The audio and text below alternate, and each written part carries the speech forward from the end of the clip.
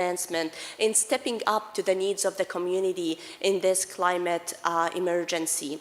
So we are no more talking about research, but really this panel is focusing on examples of big projects, examples of partnerships, of community engagements that universities are doing to support the climate action and climate change resolution. This panel today also will focus on social justice.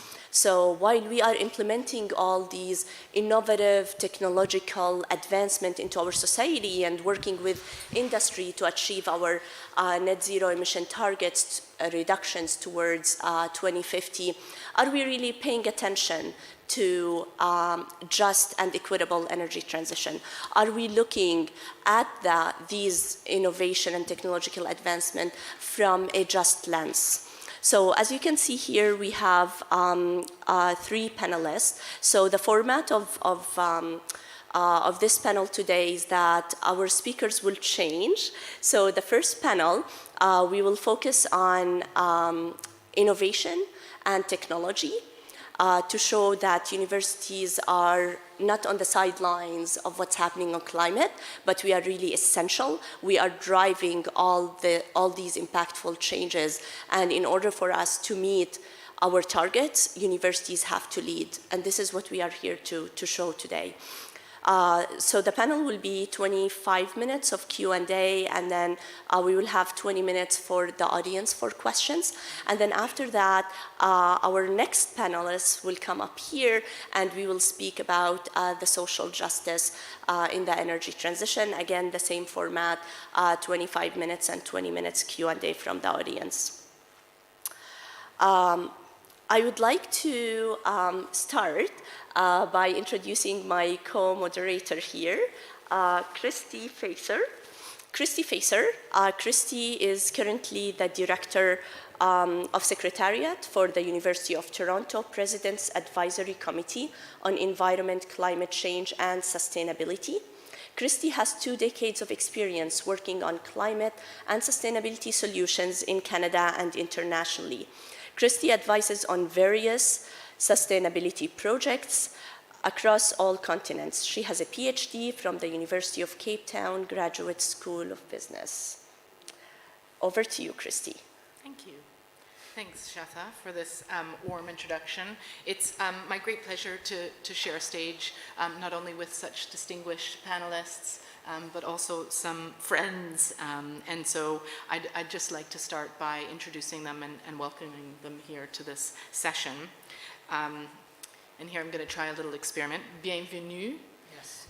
Erwin Franquet, the Professor of Engineering at the University of Côte d'Azur. Erwin is a researcher who focuses on energy management at the building and district scales, with a focus on renewable energy and the sustainable transition.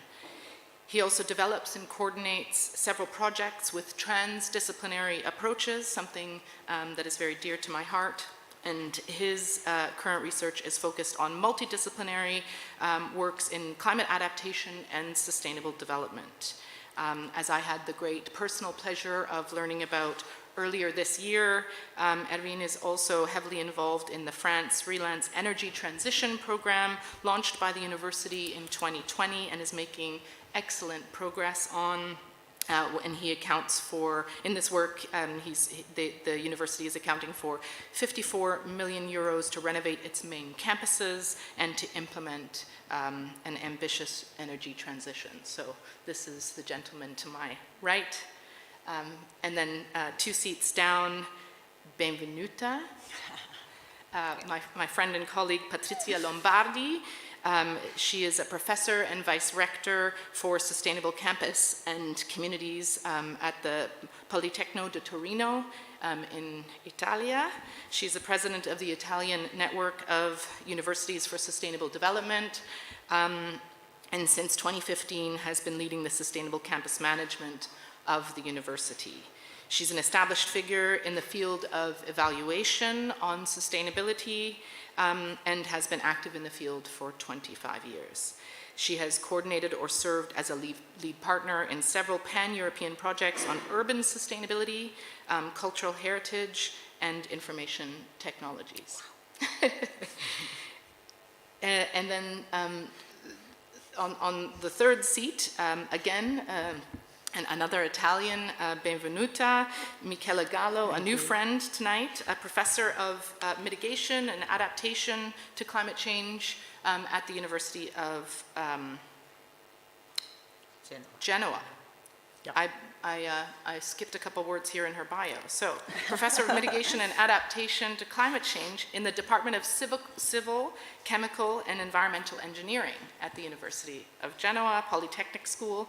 She's director of CESISP, the University Center for the Development of Products of Sustainability, and is also the national coordinator of the Working Group on Climate Change for the Italian network we heard about earlier, also known as Rous.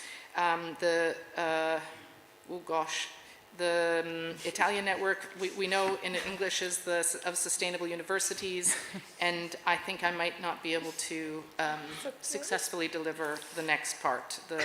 So let's just remember that it's a working group of Rous that is focusing on climate change.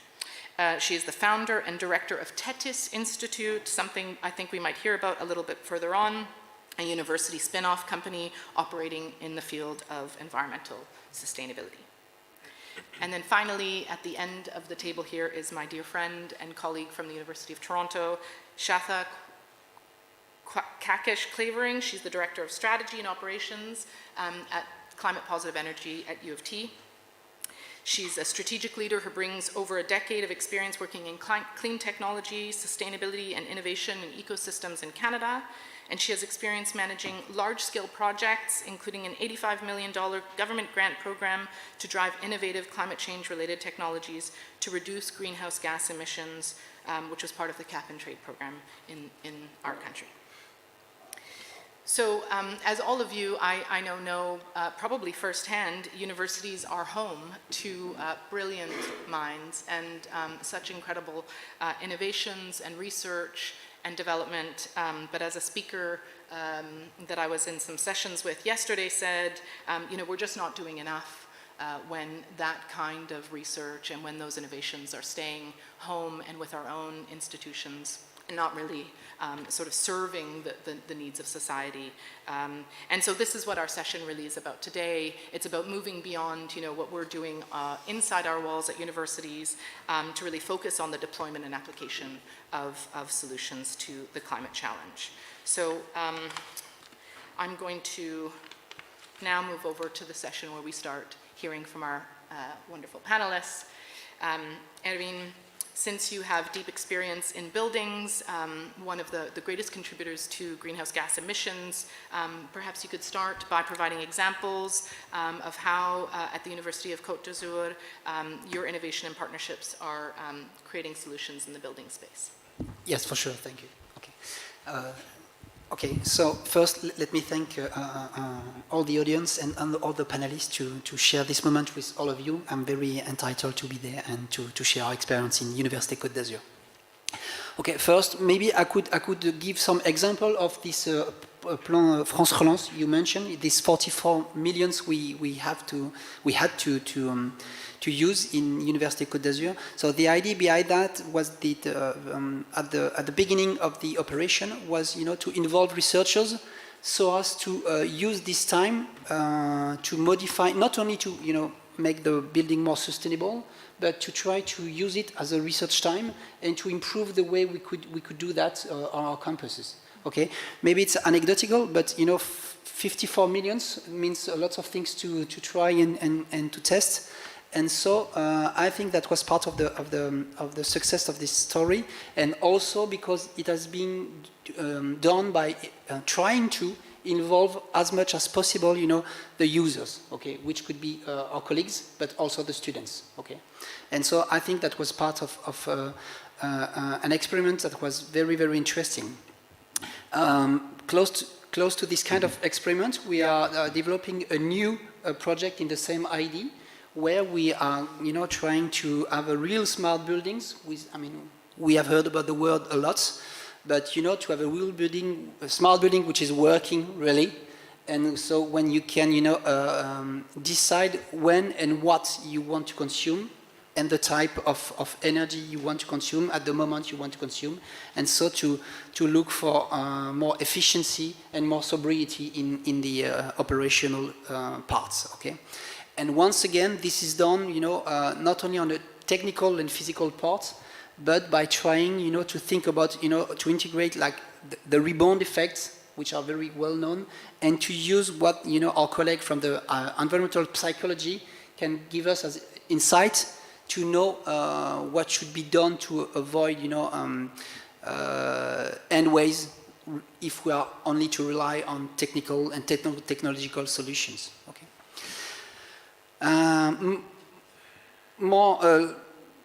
If now I'm going less on the administrative solution and more on the research part, okay, I'm going to be very brief. I'm not going to give you all the project we have at Université Côte d'Azur, okay, don't be afraid about that, but just to mention, for instance, IMRED, I mean, this is one of the institutes we have at Université Côte d'Azur, which in fact is concerned by risk and sustainable development. And here we are developing the largest, energy communities in France at Nice Meridia. So Nice in the fifth largest town in France. And here, so we are trying to once again to use this technological solution we have. We've got plenty of them, but to test them, and to try to use different, policy regulation or economical business models, okay? So what can work in some ways and why, and how then can it be replicated in other places, okay? So these are some other examples. And just to finish, a last one, and then I will be short.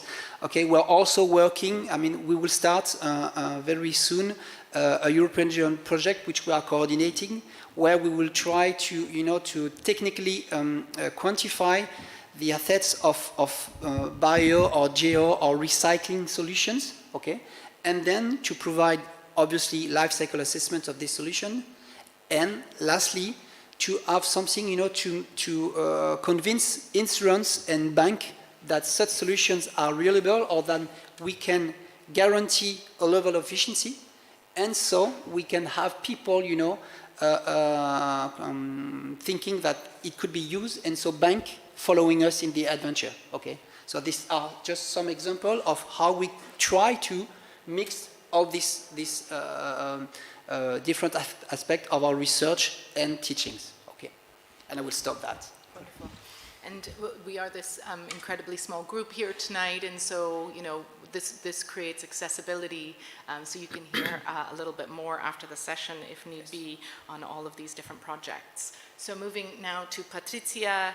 I mentioned the Italian Network for Sustainable Development. I didn't mention its short form, which we know as Rous. Maybe you can talk a little bit about first what the network does, and then also in particular how Rous is helping communities meet their net zero targets in different regions of Italy, please. Thank you, Christy, and thanks for the warm introduction. And again, I would like to thank all participants to be here. To give me also the chance to explain a little bit what this network, Italian network of universities, is doing at the moment, and why it has started to work. Well, we all know that university play, or should play, a crucial role for sustainable development. But when 2013, 7 universities started to share and compare what they were doing, we recognized that there were not much progress in the field. So as a bottom-up approach, we started a dialogue and sharing and exchanging examples and good practices. And 2016, we have been officialized by the Conference of Rectors in Italy, and so far we have been able to recognize that the green offices that were very, very few at the beginning have been triplicated, and as well the principle of sustainable development has entered inside the statutory of university. And we experience now also an approach that is more related and linked to collaborative approach among university at regional level. So we created sub-regional networks as well. I think that is very important, this approach, because you know, learning from each other is the only way we have for understanding in a way how we can achieving the zero target network, the zero carbon target. And therefore, you know, at the moment, it is 95% of Italian universities are involved, which are 86, and about 900 delegates, both faculty member, all discipline involved, and also technical staff. They are, including students, they are involved in 8 different working groups. One of these is climate change, but another very important one, for instance, is education, because I believe that also in the educational approach we can find the leverage for, you know, increasing the culture of sustainable development, because we are higher education, and we have in front of us students that became a future manager, and at the moment our discipline, which are very, most of them are very technical and very vertical, are lacking a little bit in providing the appropriate systemic approach, so system thinking approach, strategic vision, value thinking, and future also vision. So this education also is crucial in my view. And we can say that a number of guidelines have been put forward, including the decarbonization one from the climate change group. Michela is here with us, that is leading the group at the moment. But also inside the educational one is crucial, the guidelines that has been put forward and that the Italian universities are taking on board in order to build educational approaches which are transversal and provide all those competencies that, that I mentioned, and that involve both STEM and SSH discipline. So I think that the network is really a platform for sharing good practices, but also to increasing in terms of competencies. This is why I used to say that is a community of practice in a way. 900 delegates, this new group with students which provide vision, but also the opportunity to develop metrics, because we need to evaluate our ability to implement this vision. So metrics which help us to understand, and particularly all chancellor and rector, to understand if they are achieving the goal. So I think that in this way we can be also much more close to the communities, since you know, it's at local level that university also can support. They are a little bit city inside the city, our campuses at least. In Italy, also some historical, with historical buildings. And as you probably are aware of the 1,000 city mission project that the European Union has launched, and we are close with all these 9 Italian cities with our innovation technology, digital twin support, but also in terms of, in a way, capacity development for making the target of 2030 neutral cities. Thank you. Yeah, thank you. There's a lot there, and I think one of the things that is always so interesting, we talk about systemic or sector level interventions, and when you have 95% coverage rate and a community of practice that's supporting each other in these innovations, you know, there's something to be said from what can come from that, and I know lots to show. And so that provides a great segue to our next speaker, Michela. I didn't do your center justice when I was introducing it, but I have a sense that it's about sustainable products, so maybe you can clarify that as you start, but then also give us a little bit more in detail about the process that was involved in creating the guidelines for the net zero transition, for creating inventories, looking at mitigation potential and adaptation potential, and what your experience was there in Rous. Okay, thank you, Beth, and thank you for the opportunity to be here at this very high-level event. And regarding the activity of the working group on climate change of Rous, the main purpose is, of course, the decarbonization of a university, and we try to solve this problem basically with answering to four questions: how to measure our carbon footprint, how to reduce, how to adapt, and how to offset.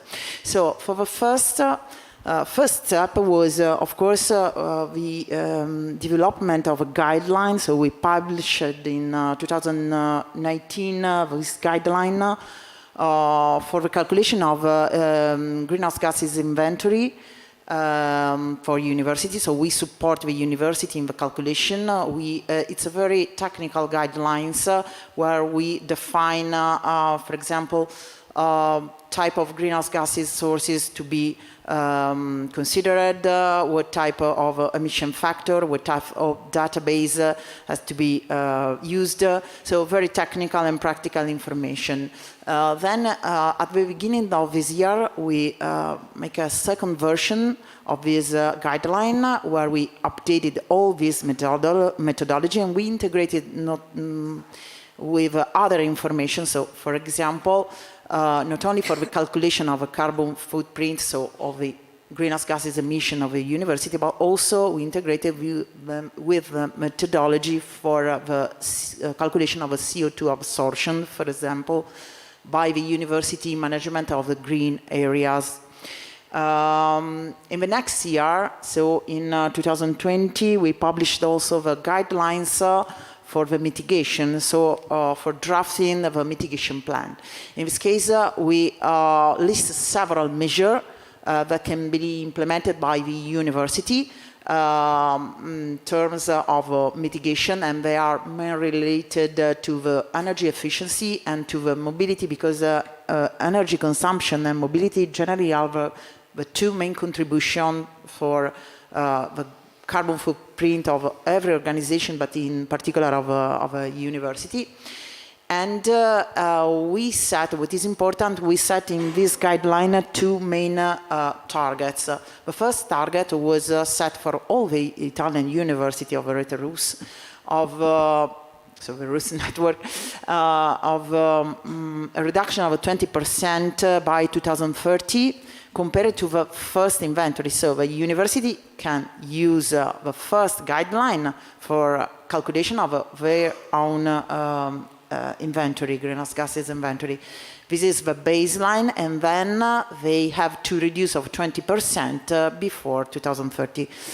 And a second, very ambitious, in my opinion, target is to be carbon neutral by 2050, according to the targets of several universities worldwide, as a part of NEET of Race to Zero.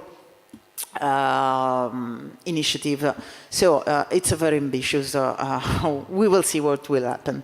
Then we publish in the same year, so in 2020, also the guidelines for the adaptation plan, so how to draft an adaptation plan in a robust and structured ways, because university has generally no information on how to do it.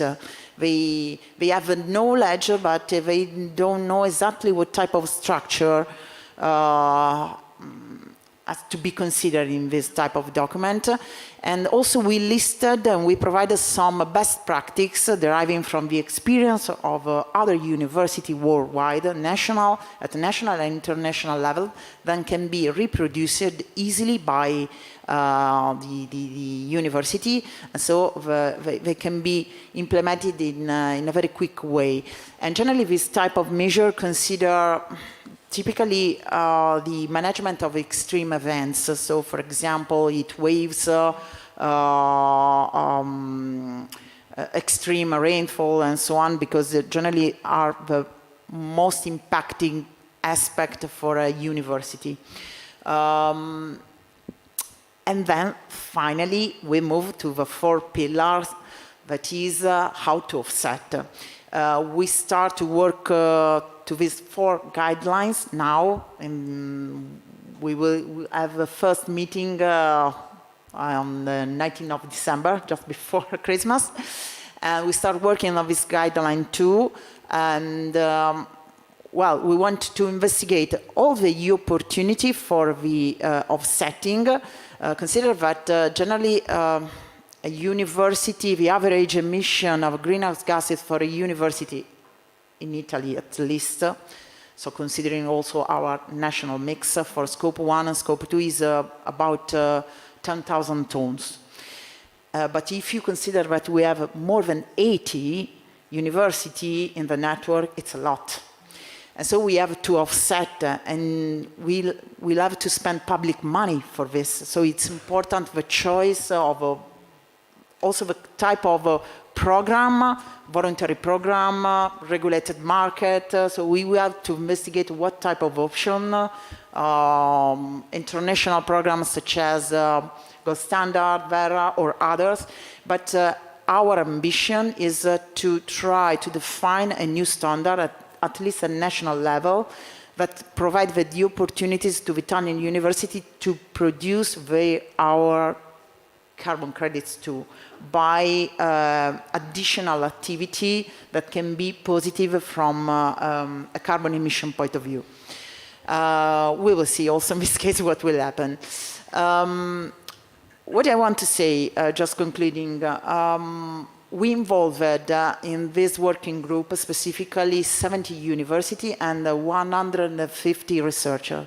So it's a very, probably the best minds in Italy, I hope. And it was done a very great job. And these the results, so the guidelines are available on our website. So they can be used by other universities. Sorry, they are in Italian, but Patrizia, probably we will introduce also in English very fast.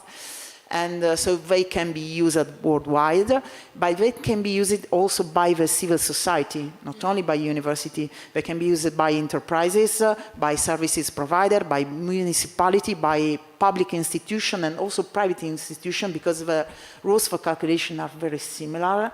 And so we provide information on how to do it, what type of databases, what type of information can be put in place in adaptation plan or in a mitigation plan. So I think it's a very useful work also for the civil society too.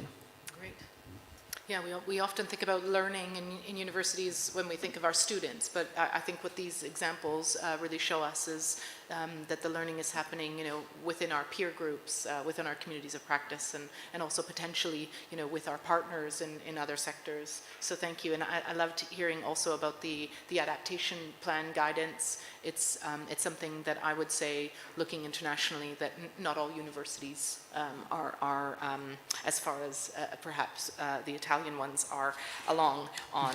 So finally, my friend and colleague Shatha, As we both know, in Canada, energy demand is set to double in the next 2 decades due to transportation and industrial electrification.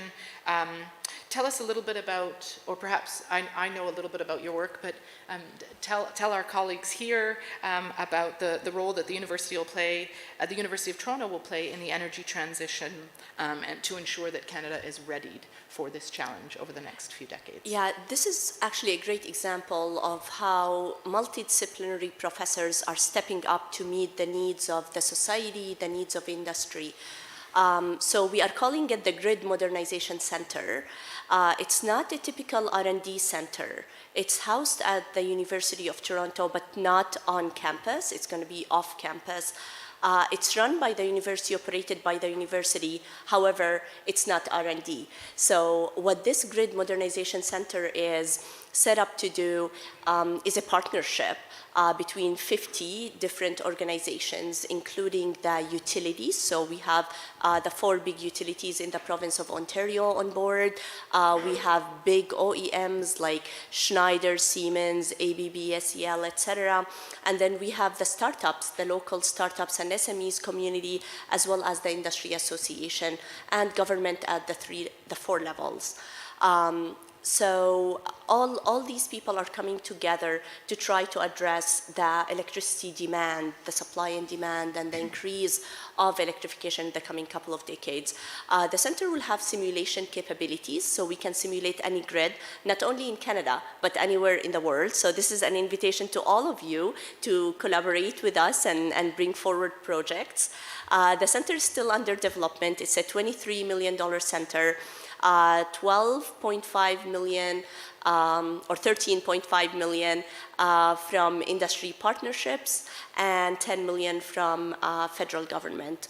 The center will really address various issues as they relate to the grid.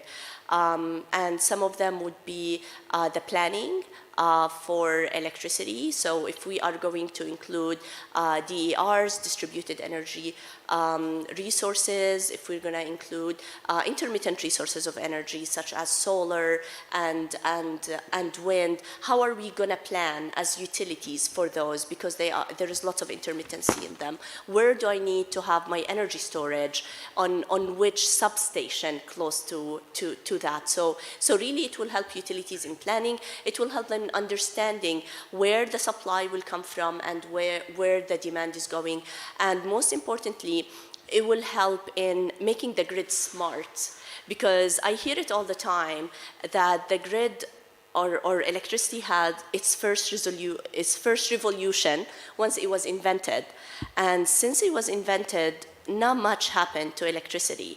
So now we are really in the second revolution to revolutionize electricity and how we see it, to make the grid smart. So now the grid usually or is communicating in one way. So just to send electrons to homes, send electrons to industry, and then people will utilize it. What we are trying to achieve with this Grid Modernization Center is the smart grid design, where the grid will understand that you have solar panels on your home, and then at some point you have efficient energy and you need to sell your energy to the grid.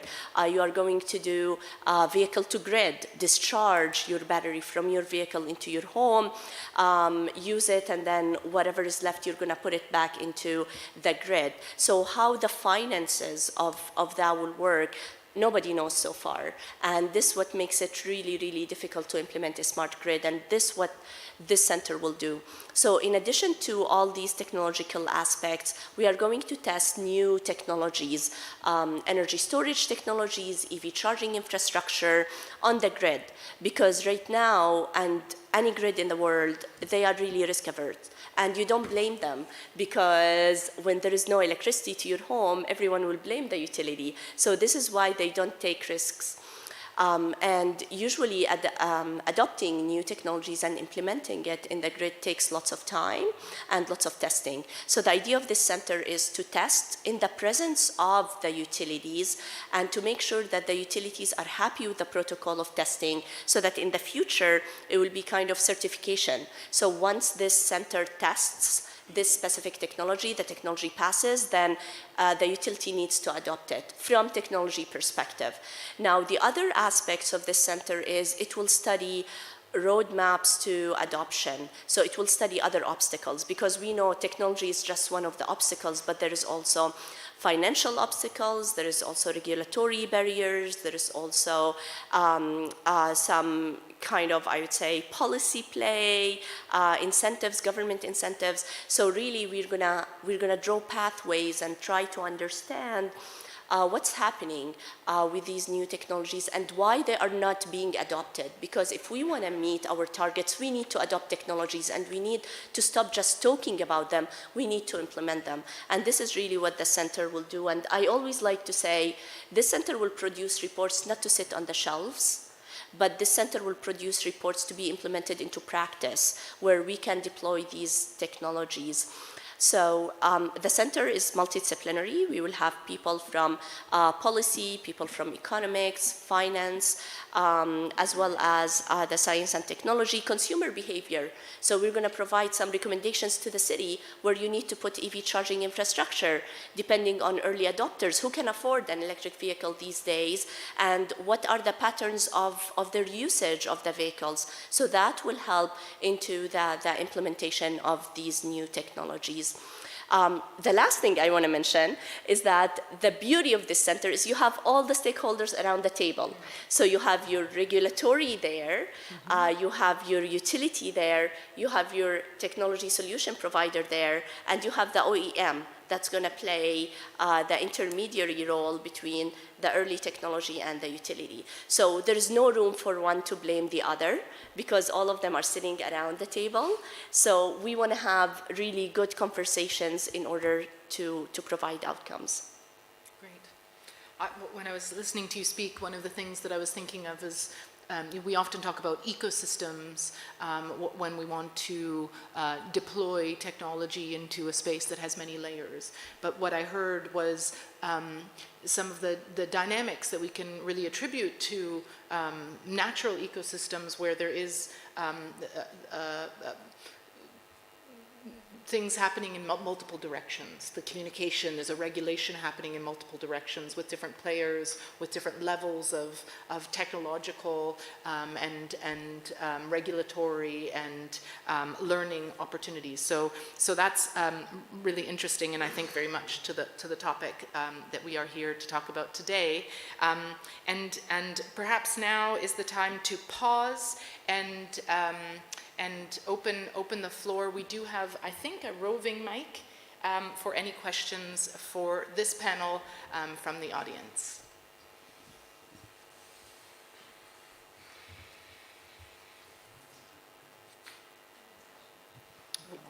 Wait a second. There's one at the back first. Thank you, Sarah Ann.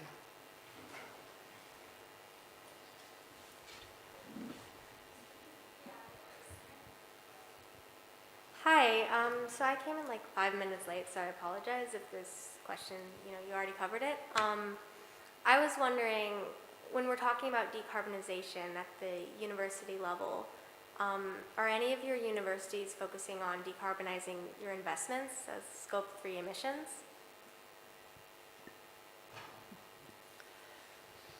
So I can start with that. Scope 3 emissions is very complicated. So we funded a project last year with a professor to study Scope 3 emissions at the university. And the study is still underway, but some of the things that he provided was looking at the different aspects of where the Scope 3 emissions is coming from. So one of it is obviously the capital expenditures, the university travels, the commuting, etc. And what he found was a correlation between where universities spend their bulk of their money and the Scope 3 emissions. Because the more money you spend to purchase like a capital asset or a building, this is where there's more Scope 3 emissions, the indirect emissions that are coming into play. So this actually project is in participation with the campus infrastructure division. So they are giving the professor data because they are really keen on taking what he found in order to implement it and to reduce their scope 3 emissions. Okay, if I can add some other information. When we defined the guidelines for decarbonization, so for the inventories, one of the most debated point was the scope 3, because it's not so easy to calculate, first of all, because the sources to be considered are different from university from another university. But one common information is that mobility is probably the most important and one of the most important contributions. So I mean the commuting, so the staff, moving the staff from home to university, but also students. If I consider a university like mine, University of Genoa, we move every day 35,000 people every day. So it's a piece of a city, really. And about 10% of the people living in Genoa. So it's a lot. And we planned how to reduce. So if you act on the mobility, probably you have a very good, a very strong reduction of the carbon footprint of a university. So in my opinion, it's mandatory to be considered, to consider the mobility in the scope 3 at least. And you can put in place other several action. So for example, incentives for switch modality from private car, for example, to public means of transport, to other more sustainable means of transport, electric vehicles, car sharing. So at our university we implemented several measures in order to reduce this footprint. But yes, it's to be considered. The other sources are very complicated, and in particular, one of the most complicated is the purchasing. So the goods that you buy, because it's very complicated in a public, at least in Italy, to have a complete inventories of what we are buying. My university is spread in 4 provinces and in more than 100 buildings. So it's very complicated just to have a complete inventories.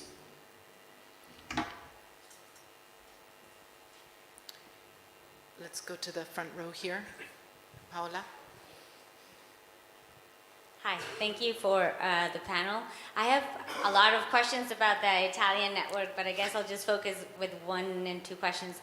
Could you speak a little bit more about the governance of the Italian network? Is it like a nonprofit, or how does it govern? And do all universities that participate in the network, are they all Race to Zero, in the Race to Zero campaign, they all have neutrality targets? Thank you very much for the question. Well, it's very crucial, the governance issue.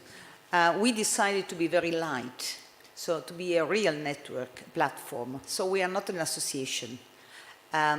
We don't have juridical signature, for instance. We change every 3 years the presidency and secretary, that at the moment is Politecnico di Torino, and we had also secretary inside university that support all the activities. So, for instance, Paola Biglia, which is just the back side, she deals with this 900 participants. So every 3 years, the presidency and secretary change, but the university that is identified, which is elected as well by this, all this network of universities, should have the capacity to support this. For instance, Politecnico di Torino since 2015 has got an office, a service service campus that can provide this support. And this is crucial, because if you don't have the capacity, the network collapses And this is the first issue. We have 11 universities in the committee, and again, they change every 3 years. There could be 2 mandatory periods, so 6 years, but every 3 years should change.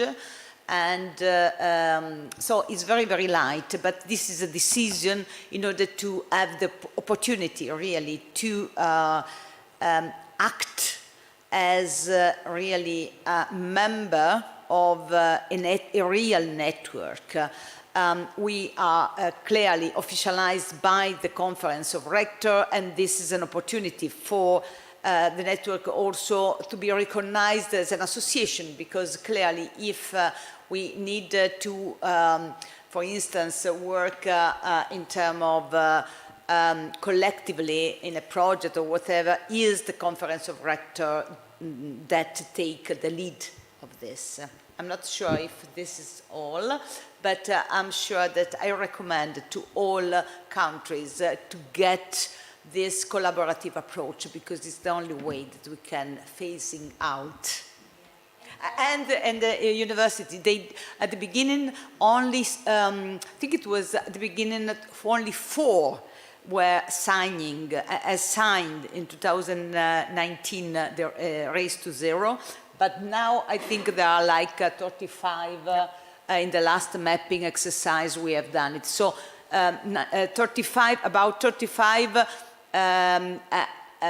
or 36, if I remember well, in the last one, has decided and supported the trend, this process, but unfortunately not all of them has got a mitigation and adaptation plan. That is really problematic, because clearly you need also to have a sort of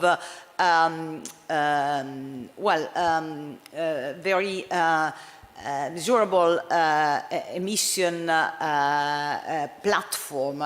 For instance, in my university, Politecnico di Torino, since 2012, we have a living lab for monitoring all the consumption, and this has been very useful in order then to develop the emission dashboard that now is in place and that supported the decarbonization process of my university.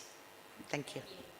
Yes, the Race to Zero target is not mandatory for all the university of a network. Of course, we need to calculate the first inventory at least, and at the moment we have completed 20 inventories for 20 different universities.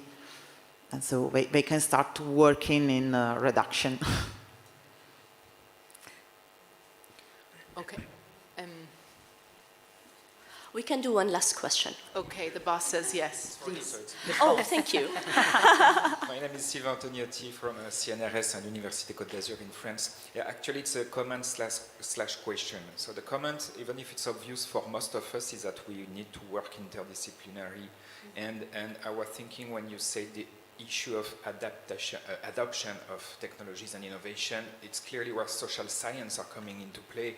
And as Erwin also mentioned in the project he's running, that's very important, because if not, your technology will remain on the shelf in your lab, and that's terrible. And the question is, in your experience, is it often that companies can't actually adopt because I experienced that myself. If you replace a process which is working, which is mature, which doesn't cost nothing or very few to run, by another one, then you need maybe to interrupt the delivery, and then you will be in trouble either with your board or your shareholders. So is it something which is frequent, and what type of solution we have for that? Yeah, I agree. Sometimes lots of adoption is lacking because of that, because companies are comfortable, things are running, their margins are great, and sometimes most of the times I should say, the new technologies are more expensive. They will be more efficient, but more expensive. So your ROI will take some time, the payback period, etc. So are you interested in putting upfront cash at the very beginning and then wait a few years to get it? So I think with regulations, this will change, because there should be some policy and regulations in place to mandate that in order to reach 2050, to reach our targets, we need to have, efficiency. We need to have a percentage of renewable energy in operations in companies. So this is when it becomes mandatory, everyone will do it. And it will not become anymore looking at the bottom line. It will be like, oh, in the future, it will be great because I'll have better energy efficiency, I'll have better green jobs, I'll have better GHG, lower GHG emissions. So kind of it depends, and it has to be pushed at some point. Okay, and we're gonna end this first session there. I'd like to ask you all to join me in a round of applause for our excellent panelists.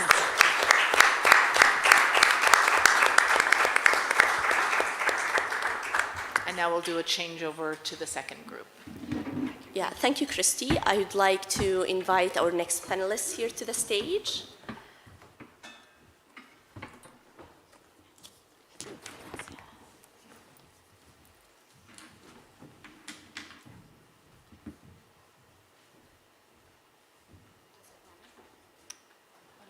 So, Patricia, Paola, Respect, and Kimberly.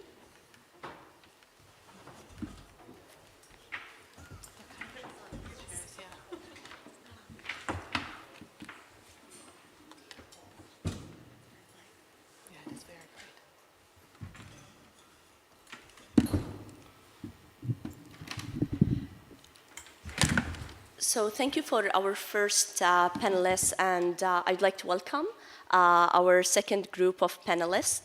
I'd like to start with Patricia Crifo, here sitting next to me. Patricia is a professor of economics at École Polytechnique de Paris in France. She's a researcher at CREST and associate fellow at Cyrano in Montreal.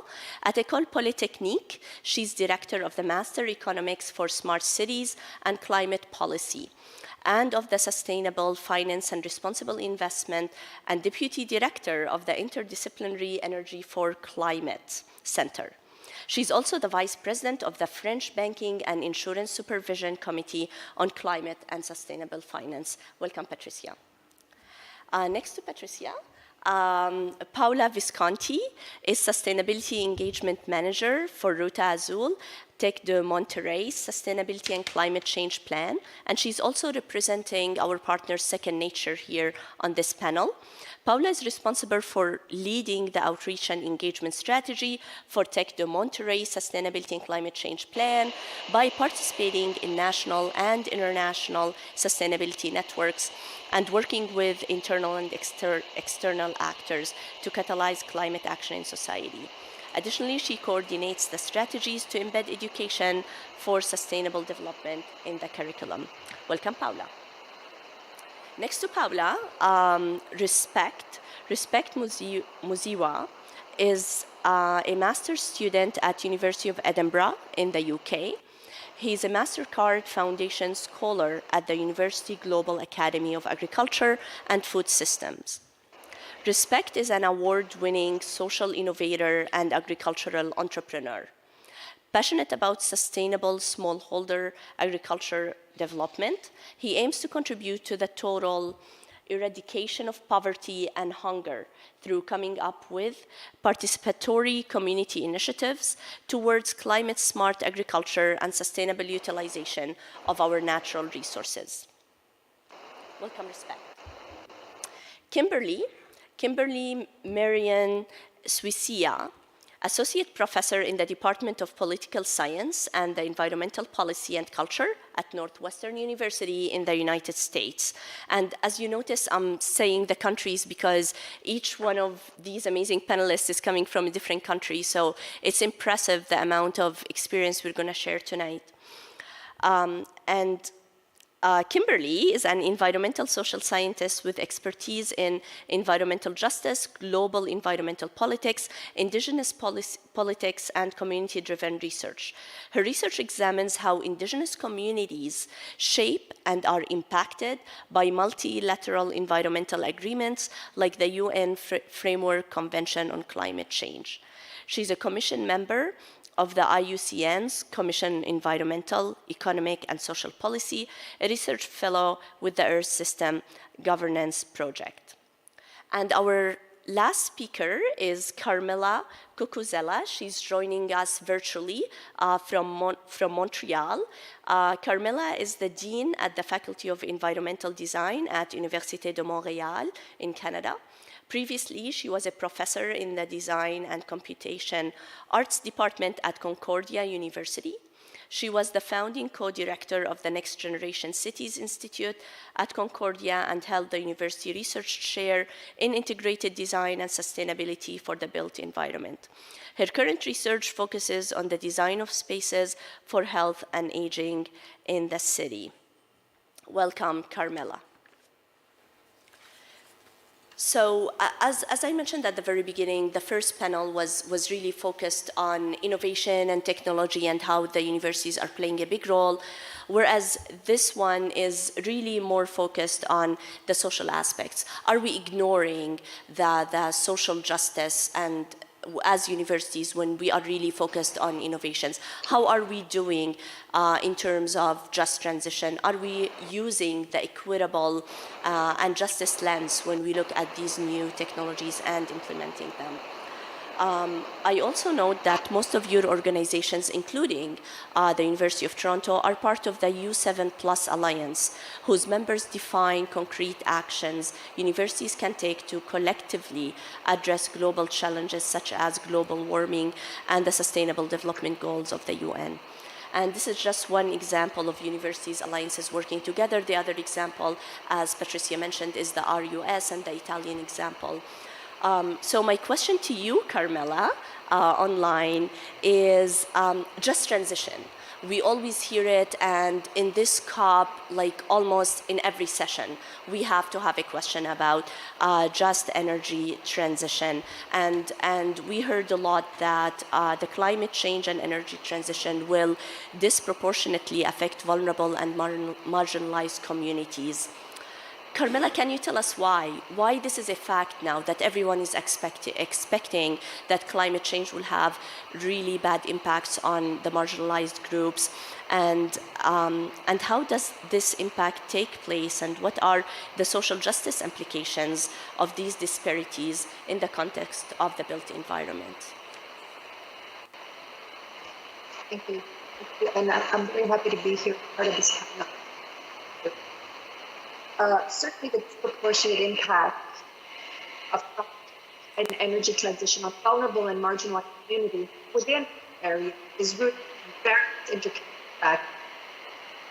Understanding these dynamics really involves examining the physical aspect of climate change, social, economic, political vulnerabilities that a lot of communities face. In Canada, this is key because we have such a wide and this different kind of communities across the board that it's a real issue.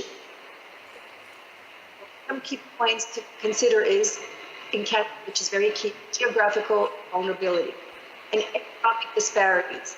The difference in qualities of infrastructure. Some are very poor and some are acceptable. So for example, if we look at locations of marginalized communities, often located in areas that are very poor. We have that not only in Quebec, which is a province across Canada, and all places in Canada where flooding or pollution is. So these are often situated in areas that are either industrial zones or susceptible to climate-related hazards. And what we do here at the university, we want to think about how universities contribute to that. We have this partnership that is across Canada with 14 universities across Canada that are working together on these kind of issues related to partners. And what's interesting about this partnership is that we're not only scholars of this, we're working with municipalities, with regulatory boards and orders of architects, landscape architects, etc. We're working with nonprofits and citizens. And all together, each city across Canada works on a different climate issue that is very specific to their city because they're wide and very different. For example, an issue that is being addressed in British Columbia would be very, very different than it should be right here in Montreal, for example. And so, obviously, the economic disparities across communities, where there are poor financial resources to cope with in some areas, like, for example, in the northern climates, that's a real issue because the financial resources there are much less. Universities can have a huge impact by understanding and working together with these communities to ensure that the solutions that we propose are line with their financial capabilities, but also in line with their social structures and their cultural kind of ways of and habits. So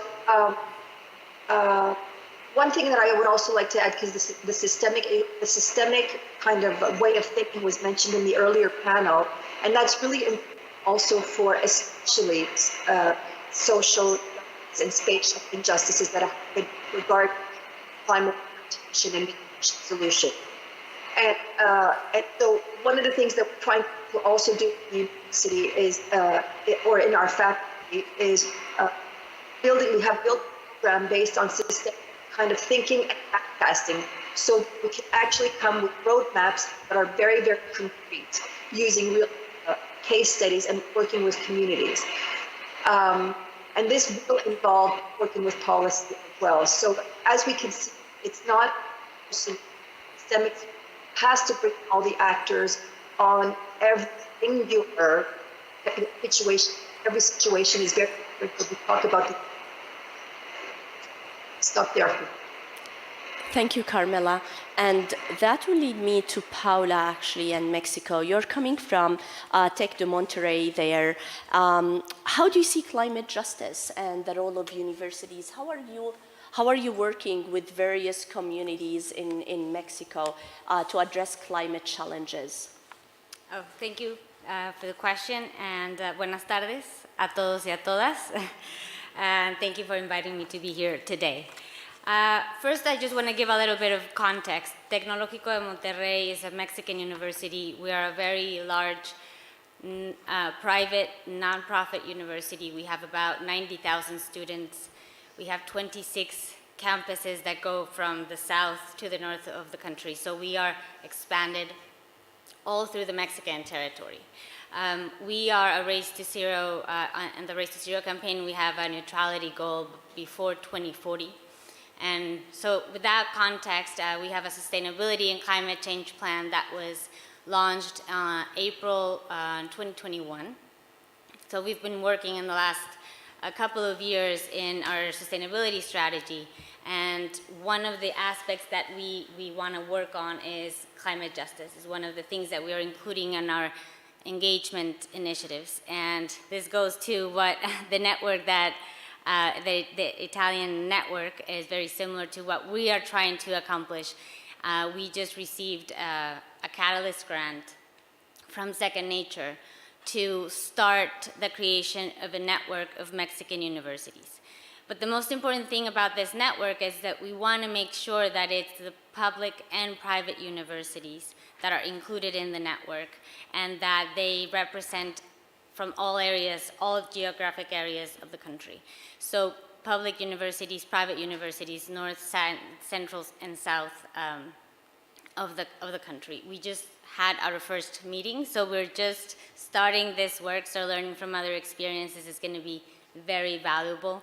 But we believe that we need to, or we want to start creating this network to not just share experiences and learn from each other, but also to be able to have a voice as universities, and as universities that we are concerned about, obviously the emergency, the crisis that we're living, the climate crisis.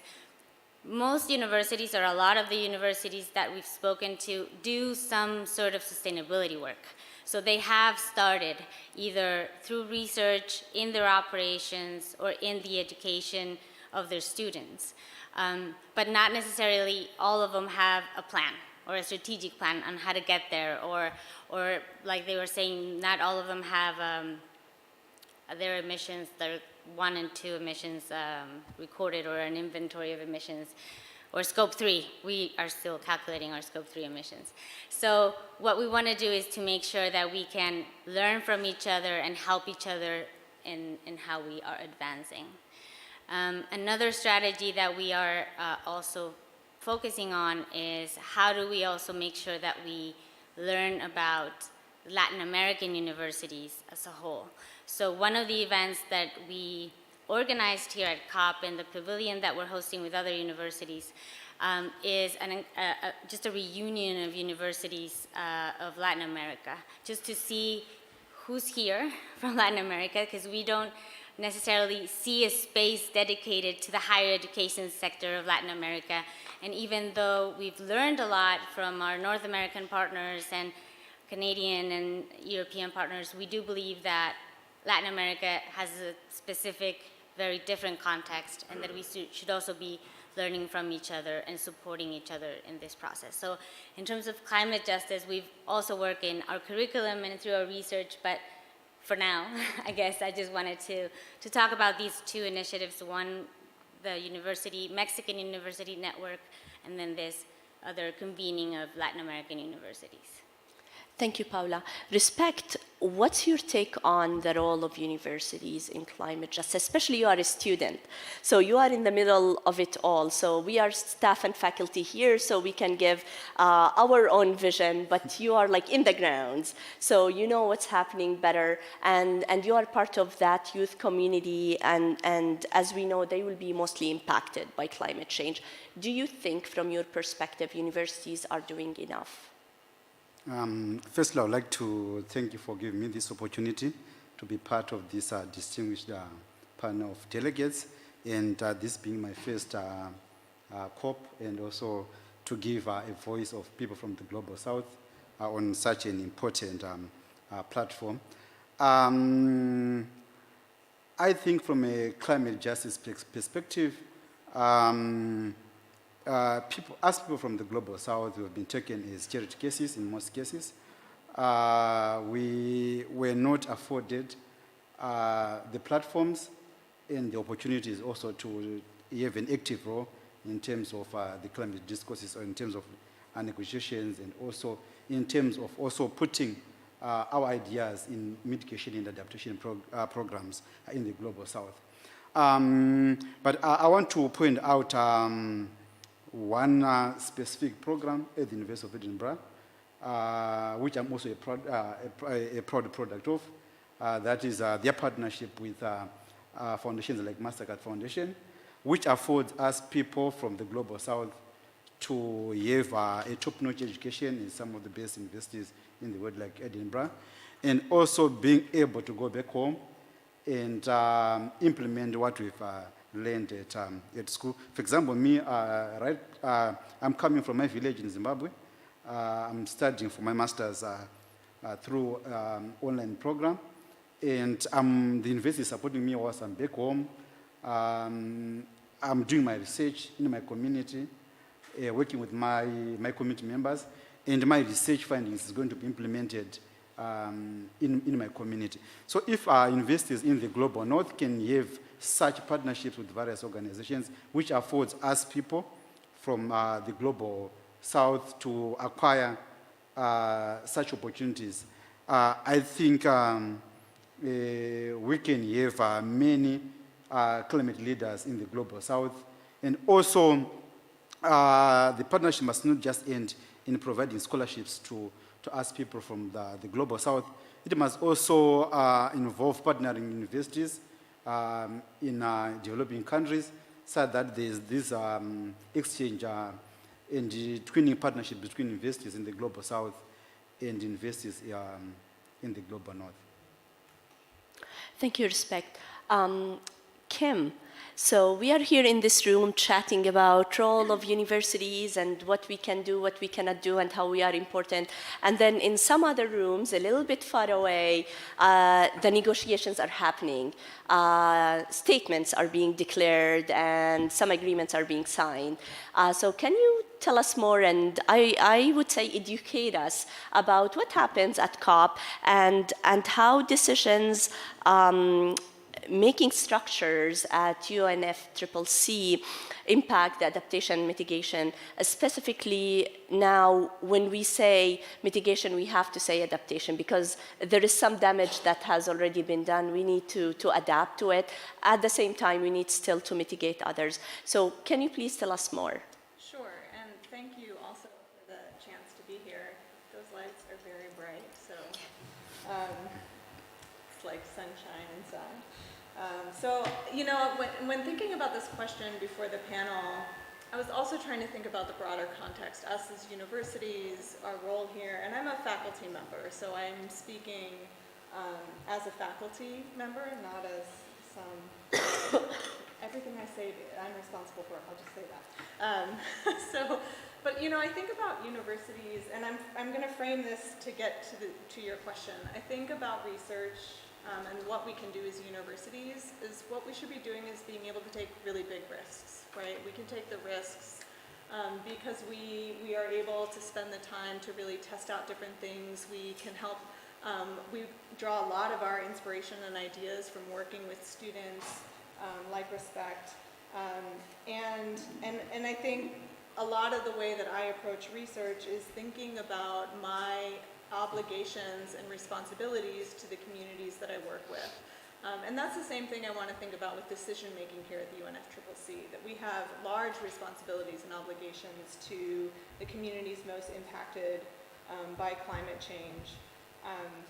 And so I apply this kind of justice framework to really think about what's happening in these rooms, how does it help us really understand what's possible for communities when they think about adaptation and mitigation, because as you say, there's really not a choice anymore.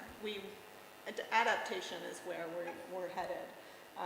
And I'll say, I just want to make a few key points about the UNFCCC and how we as researchers might think about our role in shaping decision there. So the scale of the decisions here and the scale of the impacts and needs are really different, right? The scale of decision is so disconnected from what's happening on the ground, and that there are ways in which the UNFCCC really needs to think about promoting the enabling conditions so that local implementation can thrive.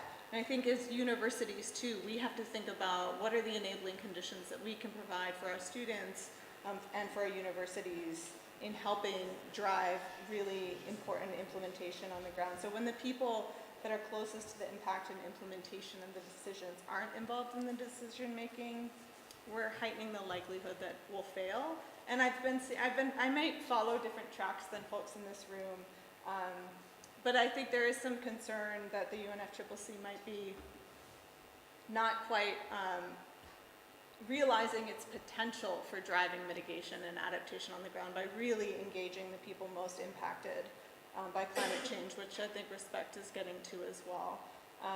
The consensus-based structure that we have in the UNFCCC can really be helpful for transformative change, right? That's why we have consensus, because we're trying to get to something transformative. But we need trust, and I've heard a lot in the halls lately about the lack of trust, and I think universities are, as I heard yesterday at the roundtable, we are a trusted set of actors and institutions. We are transparent about what we do, how we ask our questions, how we do our research, and there's a lot of broken trust in the institution at the UNFCCC right now, and so when we don't have that trust, the consensus-based decision-making risks maintaining the status quo, and I think that's some of the frustration that we're hearing. And there's some, I know the US delegation just arrived with maybe some suggestions of a different way of making decisions. I have lots of thoughts I can tell you over drinks about my thoughts there. But I think the sort of key point I want to get to, and then I'll wrap up, is that this institution, the UNFCCC, is a global institution designed to address a super wicked problem, right? It's trying to figure out how we bridge the gap between the kind of global decisions that are necessary for systems change. We're talking about systems change. We're not talking about behavioral change. It's systems change. And there need to be local decisions that can help us implement that systems change. And currently we're relying on nation states to fill both those roles, but there are a range of experts, right, that can help fill that local role and not have to, nation states, maybe we need them focusing on the big systems, like the consensus, these big level decisions, but we need community experts, we need students, we need elders, we need youth who are really much better attuned to the real dynamics on the ground. So I know that's a lot to answer. I'm just trying to bridge this idea of like, where can the university fit in really advancing the kinds of transformative change, which I think has to be rooted in justice, if we really want to think about change. I know that's hard though, and but I think there's a lot of hope if we think about things through a justice lens than if we think about things through an emissions lens, quite honestly. For sure, and everyone talks about the integrity in academic research, so definitely that trust is there. Patricia, from the French angle, the French perspective, we know that École Polytechnique has very aggressive plans and agenda in terms of tackling social justice, equity, and youth leadership as they relate to climate change. Can you shed some light on these targets and tell us more about the work that École Polytechnique is doing? Yes, thank you very much for inviting me to this panel and to highlight a few initiatives that we have at École Polytechnique. So just a few words about École Polytechnique. We are an engineering school created like two centuries ago, and we have like 3,500 students. Half of them are international students. And at the core mission of École Polytechnique, we have three main pillars in which we want to address climate change and climate justice: innovation, training, and research. And we believe that those three pillars are intertwined. And I would like to highlight three initiatives rapidly. I know time is passing by. In which we try to address both issues, climate justice and climate change. The first initiative that we have is to partner with public actors, in particular with cities, and to put our students at the center of this partnership.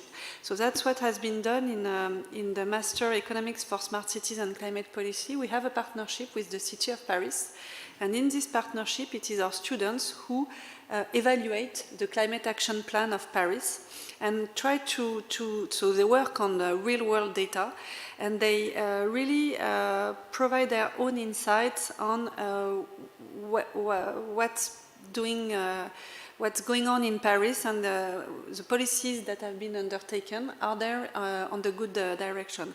And for the most innovative project and the most innovative students, they can also provide some policy recommendation. So we do really believe that to empower, to give youth leadership to those issues, we need to have our students really have the ear of the policymakers, and that's what we do within this master's students. That's the first initiative, and I mean, our students have covered for several years all the topics of the climate action plans, from buildings to mobility, water, and so on.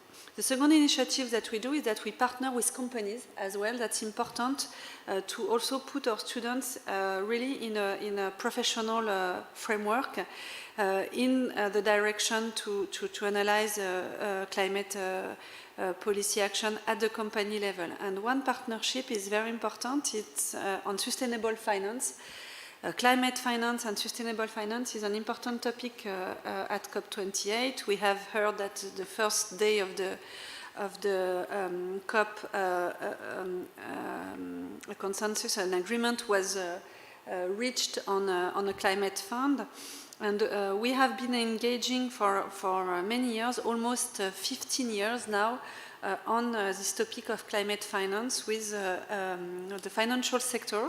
We have a partnership in which also our students are dedicated to analyzing the issue of the just transition. And so we really we use the data from those financial actors, but we also provide some analysis on how can we reach both the fight against climate change together with climate justice and social considerations, and how do we jointly analyze environmental, social, governance issue. How can we address the fact that inequality is cumulative? People suffering from environmental inequalities also suffer from social inequalities. And how do we develop research projects on these topics? And the last initiative I wanted to highlight is something we've mentioned also in the previous panel on interdisciplinary research. At École Polytechnique, we have like 25 research units ranging from physics to mathematics to social science and economics. And so we have partnered all our forces together in an interdisciplinary center called Energy for Climate, in which we use our own campus as a demonstrator. So we develop outdoor characterization platform.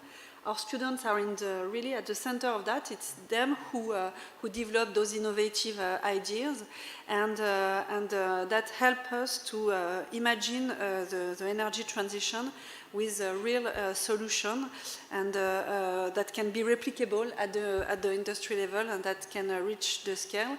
And it's of course we are researchers working on that, but it's also I mean, our students are 100% working on those platforms. We have also smart buildings, and we do some experimental works with our students in this building to test a new policy, also to help students analyze how can we switch to a more sustainable and energy transition world, test new policy tools. So I think I've talked a lot. So thank you, Patricia. Very interesting. So I'll open it now for some questions from the audience. Do we have any questions for our panelists today?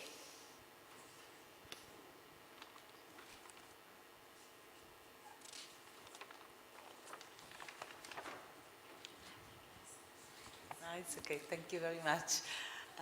Well, thank you for the interesting panel discussion. I have a small question to Paola to understand better, since Beth couldn't join us, how Second Nature is working, because you mentioned that is supporting and also founding this new network.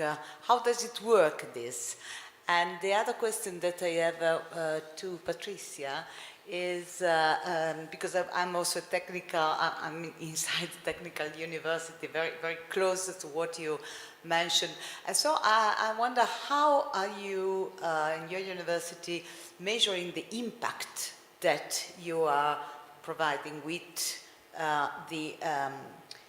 all the approaches and transformation that you have mentioned? Thank you. Thank you.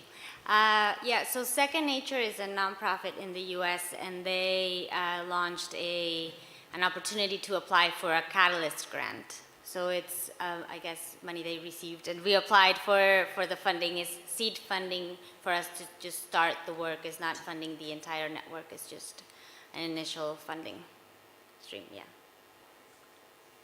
So to answer on your question, it's really a crucial aspect. What we have been doing at École Polytechnique is that we have first elaborated a very precise climate action plan, in which the school has engaged, committed to 10 big dimensions, and these 10 policies cover both reduction, so quantitative measures of reduction of our emissions, Scope 1, Scope 2, and we hope Scope 3 as well. We have an issue of measurement, but we are trying to do our best in that direction. And we also aim at measuring it in all our core activities, whether it is for training, for research, or for innovation.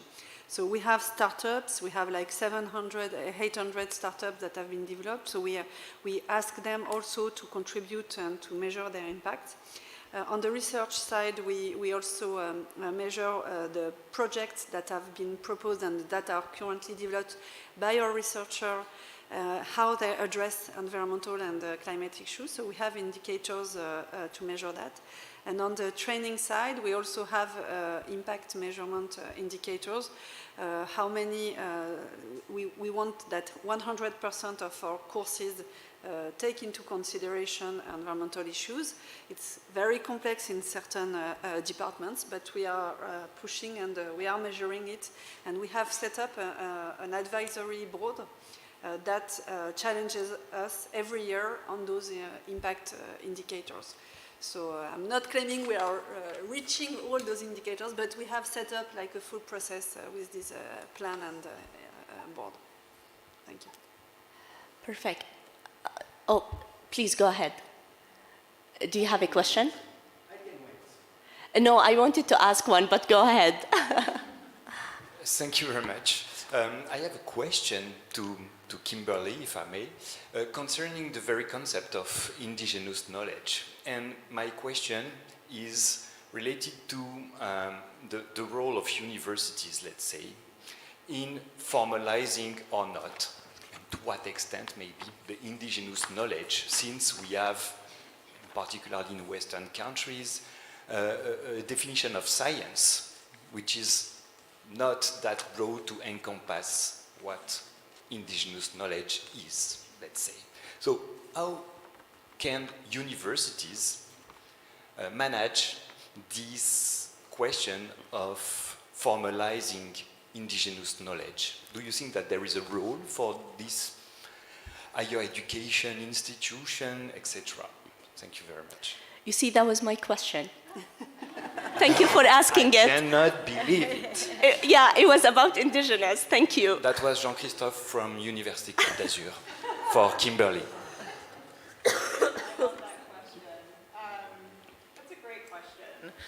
You know, I can talk a little bit about what we're doing at Northwestern University in this space. So I am not indigenous, I'm not native, I'm a settler scientist.